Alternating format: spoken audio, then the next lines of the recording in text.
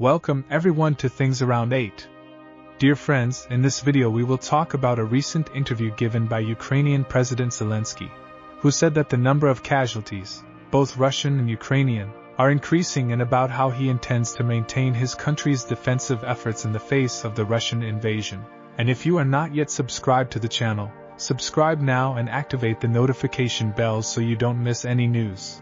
On Sunday, July 21st, Ukrainian President Vladimir Zelensky, in an interview with the BBC, said he knows exactly how many Ukrainian soldiers were killed or wounded in the conflict, stating that he receives daily reports from his commanders with detailed information about their casualties and with confirmed or estimated indications of the level of Russian casualties.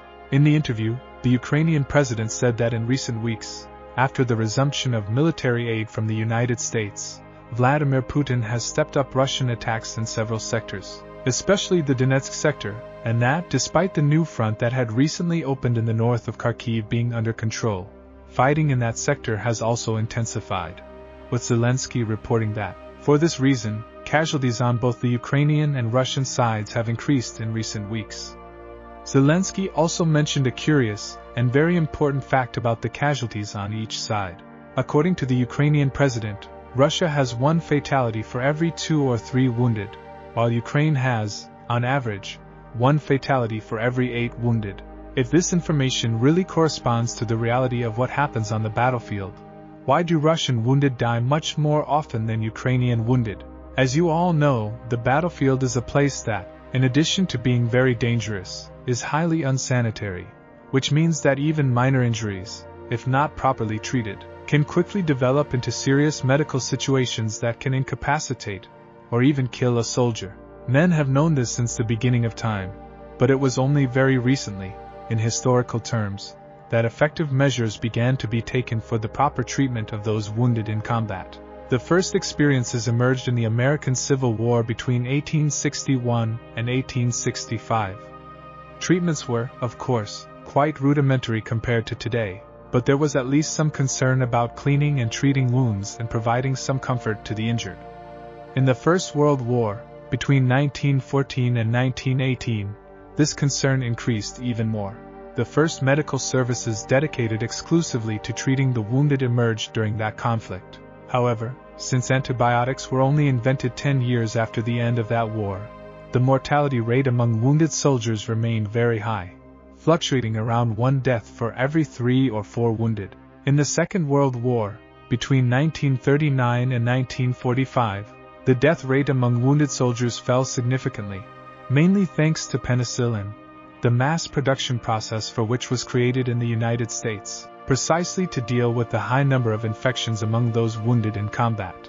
Today, in the 21st century, specifically in the United States Armed Forces, the average rate is 1 death for every 17 wounded soldiers. Thanks to the tremendous effort and investment made by the Pentagon to treat its combat wounded. An effort that begins on the battlefield and extends to large, well-equipped hospitals spread across the planet. But if in the United States the average rate is 1 death for every 17 wounded soldiers, how can it be explained that among Ukrainians the rate is 1 death for every 8 wounded, and among Russians 1 death for every 3 wounded? One of the reasons for this is the terrible intensity and brutality of that war. The conflict we are seeing today in Ukraine is equivalent in terms of intensity to great and terrible wars such as those in Korea and Vietnam. According to official and unofficial estimates, between Russians and Ukrainians, there are currently around 1.2 million soldiers fighting in Ukraine, an absurdly high number by the standards of 21st century mechanized and automated warfare, with both sides exchanging an average of 15,000 to 25,000 artillery rounds every day over the course of almost 2.5 years of war. With so many soldiers, so much artillery, so many aircraft, and so many tanks on the battlefield, the level of casualties and especially the severity of injuries is something that was only seen in Europe during the Second World War, more than 80 years ago. And as for the large difference in the fatality rate between Ukrainian and Russian wounded, one of the reasons for this is that the Ukrainians are fighting at home, often just a few dozen kilometers from a large, well-equipped hospital. As for the Russians, as they are invading Ukraine, their destructive advance often results in the destruction of the main infrastructure of the cities they pass through, including hospitals. This means that when a Ukrainian soldier is wounded, he can be quickly evacuated to well-equipped hospitals 30 or 40 minutes from the front. But when a Russian soldier is wounded, he often has to be transported for hours until he finally finds a hospital that has not been destroyed by his own advance. But in addition to this, there is another important factor, which is the availability of resources to treat his wounded.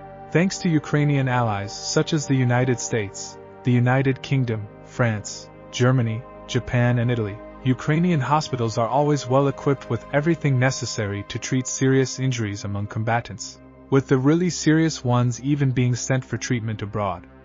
But in Russia, the situation is quite different, with Putin forced to seize ever larger portions of the Russian budget to support his war effort, drastically reducing the budget of other sectors, such as health, affecting not only his soldiers, but also and mainly the Russian civilian population. This is, in fact, one of the strategies that Zelensky wants to follow to ensure the continuation of his defense effort, guaranteeing adequate treatment for his soldiers in order to, first of all, increase the morale of his troops, who are assured that they will be well treated if they are injured, and second, to allow wounded soldiers, after treatment, to continue contributing to the defense of the country. And if you are not yet subscribed to the channel, subscribe now and activate the notification bell so you don't miss any news.